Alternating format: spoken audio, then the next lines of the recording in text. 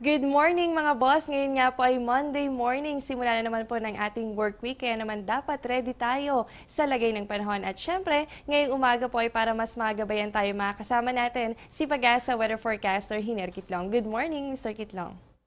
Maraming salamat, JC. Mga kabayan, isang magandang umaga po. Mr. Kitlong, ito po nga binabantayan natin na low pressure area. Ito po ba ay nasa loob pa rin ng bansa natin at kailan ba inaasahan na lalabas ito mula sa ating Philippine Area of Responsibility? Yes, ito pong low pressure area na minomonitor natin as of 4 a.m. Ito po ay nasa layong 140 kilometers. Kanluran po yan ng Lawag City. Ibig sabihin po yan, nasa karagatan na po ito at inaasahan na ngayon ding araw, mamayang hapon, makakalabas na po yan ng Philippine Area of Responsibility. Patungo na po ito ng Southern China.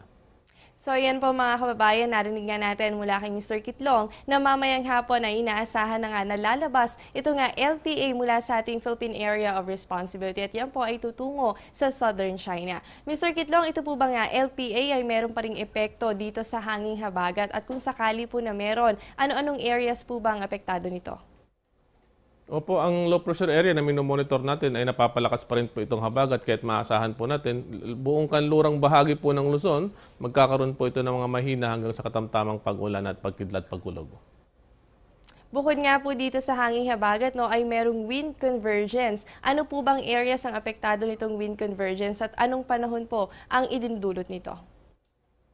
Well, sa ngayon po, ang kanlurang bahagi po, halos buong Luzon po yan, maapektuhan po yan ng habagat. Ito po yung southwest. Pero dito na po sa Visayas at sa Mindanao, ang magiging hangin po natin dito ay manggagaling po ng Southern Hemisphere. Kumbaga sa Timog, and then dito naman po sa may silangang bahagi po ng Visayas at Mindanao, manggagaling naman po ng Pacific Ocean.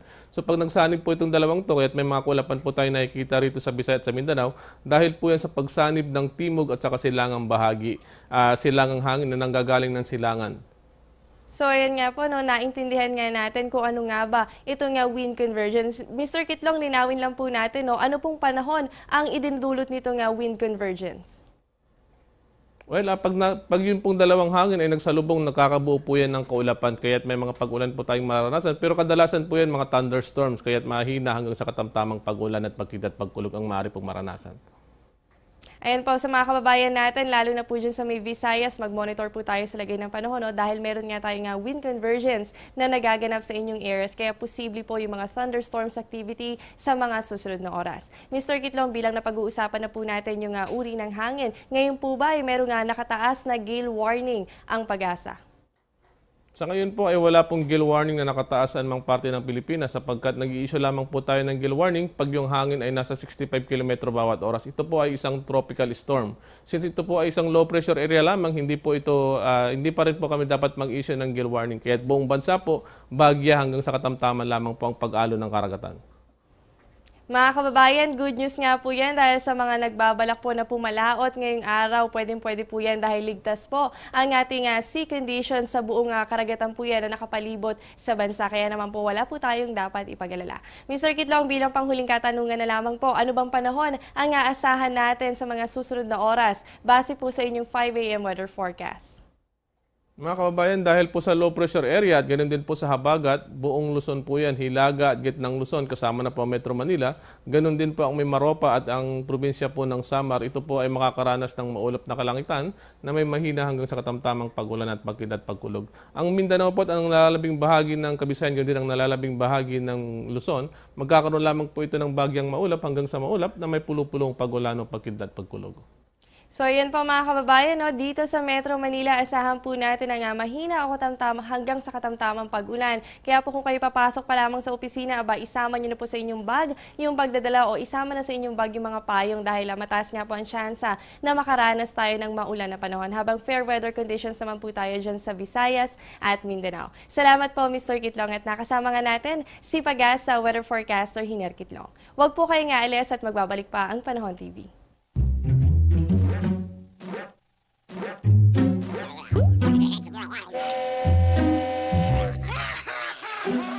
Worried kung nasaan ang package mo? Sa Air 21, worry-free! May real-time SMS updates kaya alam mong status ng padala mo every step of the way. Why worry? Pwede namang worry-free. Sa Air 21, sagot ko, padala mo!